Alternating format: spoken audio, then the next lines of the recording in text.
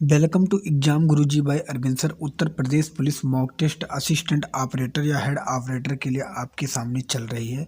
यह reasoning mock test daily चल रहा है। दोस्तों आपको बता दूं कि रीजनिंग का सुबह 10:30 बजे चलता है और मैथ का क्लास 12:30 पर आपको मिलता है और जीके का क्लास शाम को 7:30 बजे मिलता है और हिंदी का क्लास शाम को 6 बजे मिलता है। और अब हिंदी के टॉपिक वाइज भी आने लगी, प्लस प्रैक्टिस सेट भी चल रहा है। इस समय सभी क्लासें आपके टाइम टू टाइम चल रही हैं। रीजनिंग की मॉक टेस्ट ये है दोस्तों, अगर आप लोग प्यार देते रहेंगे, अगर एक वीडियो में केवल ज़्यादा नहीं 1000 व्यू भी आता रहेगा तो मैं आपके लिए मेहनत करता रहूँगा और टॉपिक वाइज वीडियो लाऊंगा और प्लस प्रैक्टिस सेट भी करवाता रहूँगा, जो आपके लिए रामबाण साबित होने वाला है। तो चलिए देर न करते एक एक पॉइंट देख लेते हैं। पहला प्रश्न आपके सामने है, जिस तरह पौधा पेड़ से संबंधित है, उसे लड़की किससे संबंधित होगी। पौधा जब छोटा होता है तो वो धीरे धीरे क्या बन जाता है दोस्त, वह पेड़ बन जाता है। ऐसे जब लड़की धीरे धीरे जब बड़ी होगी तो वह क्या बनेगी, तो वह बन जाएगी औरत, जो कि ऑप्शन नंबर सी बिल्कुल सही हो जाएगा। अगला प्रश्न आपके सामने है दोस्तों, इसका उत्तर देना है। ये एस टी एन को क्या लिखा गया है, जेड टी एस वो। तो देखिए यहाँ पे एक माइनस करके यहाँ जेड किया गया है, फिर यहाँ एक प्लस करके यहाँ टी किया गया है और फिर टी में क्या किया गया है, एक माइनस करके यस किया गया है और फिर प्लस एक करके क्या किया गया है, वो किया गया है। तो कहने का मतलब एक बार माइनस, एक बार प्लस, एक बार माइनस, एक बार प्लस। तो पहले आप यम में एक माइनस करेंगे तो यल होगा, यस में आप प्लस करेंगे टी होगा, यू में अब आप जब माइनस करेंगे तो बी होगा और बी में प्लस करेंगे तो सी होगा, जो कि ऑप्शन नंबर सी बिल्कुल करेक्ट हो जाएगा। अगला प्रश्न आपके सामने, रवि शंकर सितार से संबंधित है तो बिस्मिल्लाह खां किससे संबंधित होंगे। दोस्तों इस बार जो यूपीएसआई का पेपर हुआ था उसमें से आपको बता दूं 10 क्वेश्चन इसी तरह से जीके टाइप के पूछे गए थे और आपका भी पेपर ऑनलाइन होने वाला है, यूपी पुलिस से ही रिलेटेड है, इसलिए आपको इस तरह भी क्वेश्चन पढ़ना होगा। रवि शंकर जिस तरह सितार से संबंधित है, बिस्मिल्लाह खां उसी तरह शहनाई से संबंधित है, जो कि ऑप्शन नंबर सी बिल्कुल सही हो जाएगा। अगला प्रश्न आपके सामने, इसका उत्तर आपको देना है। जब इस तरह सवाल आ जाए तो सबसे पहले संख्या आपको लिख लेनी है। 12 लिखा है, 6 लिखा है, 3 लिखा है, 2 लिखा है और 8 लिखा है। यहाँ लिखा है प्लस और आप देखेंगे प्लस का अर्थ है भाग, तो या फिर भाग बना दीजिए। फिर लिखा है भाग और भाग का अर्थ है माइनस, यहाँ माइनस लिख दीजिए। फिर लिखा है माइनस और माइनस का अर्थ है गुणा, यहाँ पे आपको गुणा कर देना है। फिर लिखा है गुणा और गुणा का अर्थ दिया है प्लस, प्लस कर देना। अब इसमें सबसे पहले किया जाता है भाग दिया जाता है तो 6 को 12 से देंगे, 2 आएगा माइनस के और उसके बाद गुणा किया जाता है 3 दूनी 6 और प्लस के 8। अब पहले प्लस प्लस जोड़ लीजिए, आगे कोई संख्या नहीं तो प्लस मानेंगे। 8 और 2 होता है 10 और 10 में से 6 घटा देंगे तो कितना बचेगा, 4, जो कि ऑप्शन नंबर सी बिल्कुल करेक्ट हो जाएगा। अगला प्रश्न आपके सामने है, इसका उत्तर आपको फटाफट देना है। इस तरह भी सवाल आ जाए, आपको कुछ करना नहीं है, पहले संख्या उसे लिख लेनी है। 14 लिखा है दोस्तों, मैं इधर लिख ले रहा हूँ 14, फिर 3, फिर 12 और फिर 4 और फिर 2। अब देखिए पहले लिखा है क्यू और क्यू का अर्थ है गुणा, तो आपको गुणा करना है। फिर लिखा है पी और पी का अर्थ है माइनस, तो आपको माइनस करना है। फिर लिखा है यस, यस का अर्थ है प्लस, तो आपको क्या करना है, प्लस करना है। फिर लिखा है आर और आर का अर्थ है भाग, फिर यहाँ आपको देना है भाग। बस सवाल आपका समझिए लग चुका है। 2 से 4 को भाग देंगे 2 आएगा, प्लस लिखना है 12 लिखना है, 14 तिया क्या हुआ 42, 42 आपको लिख लेना। अब 42 पहले प्लस प्लस वाला जोड़ लीजिए, 42 तो कितना हुआ 44 और 44 में से 12 माइनस कर दीजिए। जैसे आप 12 माइनस करेंगे तो इसका करेक्ट आंसर आ जाएगा 32, जो कि ऑप्शन नंबर बी में दिया गया है। इस तरह सवाल में पहले आपको भाग देना होता है, उसके बाद गुणा करना होता है, उसके बाद प्लस करना होता है, उसके बाद माइनस करना होता है। ये पॉइंट आपको याद रखना है। इसका पीडीएफ आपको दोस्तों हमारे टेलीग्राम चैनल पर मिल जाएगा। आप इसके टेलीग्राम चैनल का नाम आपको पता है, exam Guruji by Arvind sir, और इसका पीडीएफ आपको मिल जाएगा, जो कि दोस्तों इसका नहीं सभी का मिल रहा है। हिंदी का भी पीडीएफ मिल रहा है, रीजनिंग का भी मिल रहा है, मैथ का भी मिल रहा है, प्लस जीके जीएस का मिल रहा है, प्लस टॉपिक वाइज हिंदी का भी पीडीएफ मिल रहा है। मैं नीचे डिस्क्रिप्शन में लिंक दे दूंगा, आप जाकर वहाँ से ज्वाइन हो सकते हैं। तो इन चारों में बताना है दोस्तों कि कौन सा भिन्न है। तो आप देखेंगे इन चारों में जनवरी और मई और जुलाई ये तीनों क्या हैं, जनवरी मई जुलाई ये तीनों 31 के महीने होते हैं, लेकिन नवंबर जो है या 30 का महीना होता है। तो इसका correct answer option number D सही हो जाएगा। अगला प्रश्न आपके सामने, यदि सफ़ेद को नीला और नीला को लाल और लाल को पीला और पीला को हरा और हरा को काला और काला को बैगनी तथा बैगनी को संतरी कहते हैं, तो मनुष्य के खून का रंग कैसा होता है। जब इस तरह पता है तो आपको पता है खून का रंग मनुष्य का लाल होता है। अब देखिए यहाँ पे लाल को क्या कहा गया है, लाल को पीला कहा गया है। तो इसका करेक्ट आंसर हो जाएगा पीला, जो कि ऑप्शन नंबर सी बिल्कुल करेक्ट होगा। इसमें आपको बताना है ऑनेस्टी का कूट भाषा ABCXZDQ लिखते हैं, तो टोनी का कैसे लिखेंगे।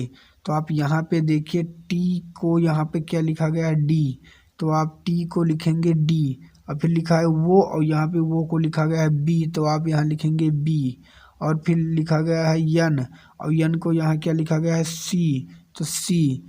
तो बस समझ गए DBC, जो कि आगे देखने की जरूरत नहीं, ऑप्शन नंबर ये में दिया गया है। दोस्तों इसका PDF मैंने बता दिया कहाँ मिलेगा। दोस्तों आप अगर आप लोग सपोर्ट करेंगे तो आपको डेली वीडियो इसी तरह मिलती रहेगी। इसका उत्तर आपको देना है, लिखा गया दी गई आकृति में कितने लोग 2 विषय पढ़ते हैं। तो देखिए यहाँ पे 2 विषय यहाँ पढ़ते हैं, 2 विषय यहाँ पर भी पढ़ रहे हैं क्योंकि 2 गोले में मिल रहे हैं, और 2 विषय यहाँ पर भी पढ़ रहे हैं। तो 5 + 6 + 12, 5 6 11 और 12 हुआ 23, जो कि ऑप्शन नंबर बी में दिया गया है। अगला प्रश्न आपके सामने है, एक पासे की 4 स्थितियां दर्शाई गई हैं, इस पासे में डी के सतह के विपरीत कौन सा शब्द होगा। डी के सतह के विपरीत, तो जब इस तरह सवाल आ जाए तो मैंने आपको बता दिया दोस्त कि डी के बारे में पूछा गया है। तो जैसे इस तरह सवाल आए तो देखिए यहाँ पे सी और ई है, और यहाँ पर भी सी और ई है, तो इन्हें देखने की ज़रूरत भी नहीं है। सी ई है, तो डी के विपरीत क्या होगा, बस यहीं से समझ जाइए। जहाँ दोनों एक साथ मिल जाएं और उसके विपरीत वाला संख्या होगा, तो डी के विपरीत क्या हो जाएगा ए, जो कि ऑप्शन नंबर बी में दिया गया है। ऑप्शन नंबर बी में दिया गया है।